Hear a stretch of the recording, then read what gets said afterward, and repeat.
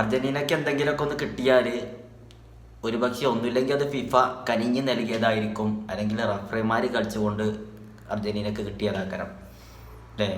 World cup കിട്ടിയ സമയത്ത് FIFA president FIFA കനിഞ്ഞ് നൽകിയ ഒരു കപ്പാണ്, ആ ഒരു കപ്പ് അർജന്റീനക്ക് കിട്ടിയത് എന്നായിരുന്നു സംസാരം.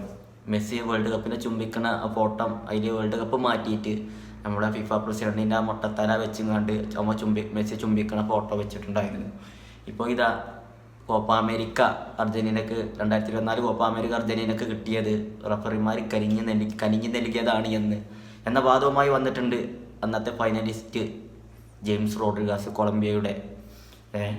അദ്ദേഹം പറഞ്ഞത് ഇങ്ങനെയാണ്: മെസ്സിയെ ചാമ്പ്യന്മാരാക്കാൻ കോപ്പ അമേരിക്ക തയ്യാറായിരുന്നു. ഞങ്ങൾക്ക് കിട്ടേണ്ട പെനാൽറ്റി ഒക്കെ തരാൻ വേണ്ടിയിട്ട് റഫറിമാരും മടി കാണിച്ചു. റഫറിമാരും അവരുടെ കൂടെ നിന്നു എന്നാണ് ജെയിംസ് റോഡ്രിഗസിൻ്റെ വാദം.